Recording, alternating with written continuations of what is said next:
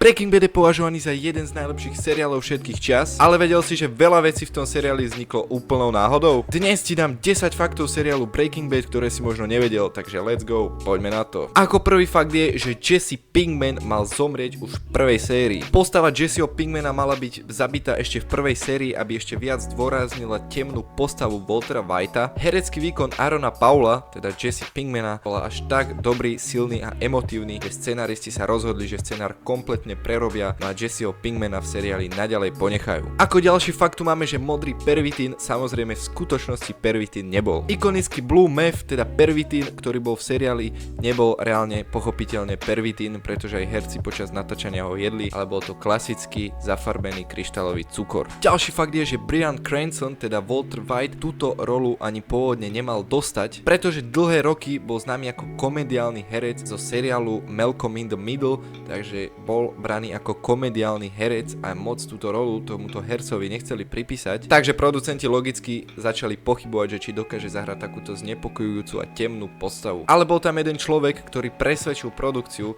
aby tohto herca vyskúšali na túto postavu, že je to proste dobrý herec. No a nakoniec sa ukázalo, že to bola výborná voľba, pretože ako som povedal, je to jeden z najlepších seriálov na svete. No a Walter White bol výborný a ja som to sám videl a môžem povedať, že herecký výkon brilliant. Ďalší fakt máme, že seriál sa mal pôvodne odohrávať v Kalifornii. Malo sa to pôvodne natáčať v Kalifornii, ale nakoniec sa to natáčalo v Albuquerque, či jak sa to číta, absolútne neviem, viete čo myslím.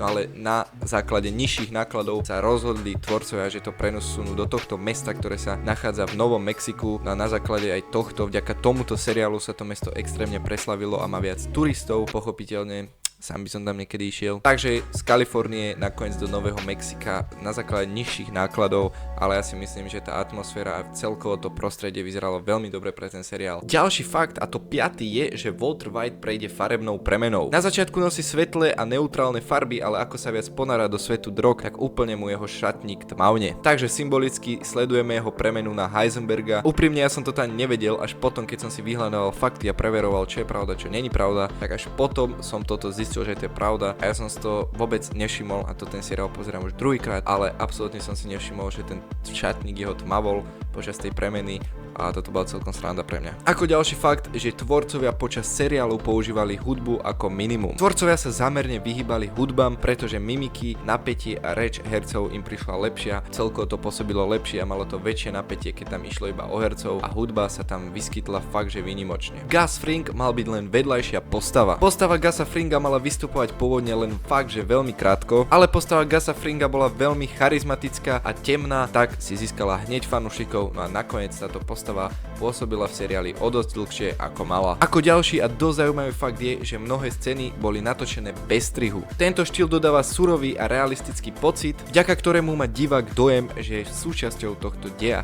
Takže áno, bolo tam veľa záberov bez strihu a proste plynulých, no ale podľa mňa to tam naozaj dodávalo to napätie a atmosféru a podľa mňa to bolo dosť dobre. Názov Breaking Bad má o dosť hlbší význam, ako sa na prvý pohľad zdá. V americkom slangu výraz Breaking Bad znamená vydať sa zlou cestou alebo porušiť morálne zásady a presne to vystihuje Waltera Whitea, ktorý sa z normálneho učiteľa chémie takto dostane k drogám a vlastne takto sa zhorší, takže toto má tiež o dosť dlhší význam a nie je to len taký názov Breaking Bad.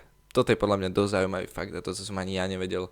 Ja, že to je proste Breaking Bad, že I don't care, ale nie, má to hlbší význam. A ako posledný fakt, nie je to ani až tak veľký fakt, ale je to to, že finále Breaking Badu sa považuje na jedno z najlepších finále seriálov, až vôbec nie je najlepšie. Dáva to príbehu veľmi silný, nezabudnutelný koniec, aj hodnotenia poslednej časti Breaking Bad sú fakt, že extrémne dobré, takže radí sa to medzi najlepší koniec v histórii seriálov, čo je podľa mňa tiež celkom halus. Ak si nevidel, určite si Breaking Bad pozri, nájdeš ho aj na Netflixe, pretože je to fakt, že veľmi dobrý seriál a u mňa druhý najobľúbenejší hneď po Prison Breaku, ktoré som tiež točil, video máte na kanáli, no a isto si pozri aj Breaking Bad, lebo je to fakt podľa mňa fakt, že dosť dobrý naložený seriál. Takže tento seriál ti isto aj ja odporúčam. Ak sa vám video ľúbilo, určite lajkuj, odoberaj, zdieľaj, follow môj Instagram, ktorý máš dole v popise. Tu máte ďalšie video Prison Break, ktoré som tiež točil 10 faktov. No a my sa vidíme pri ďalšom videu. Čaute, majte sa.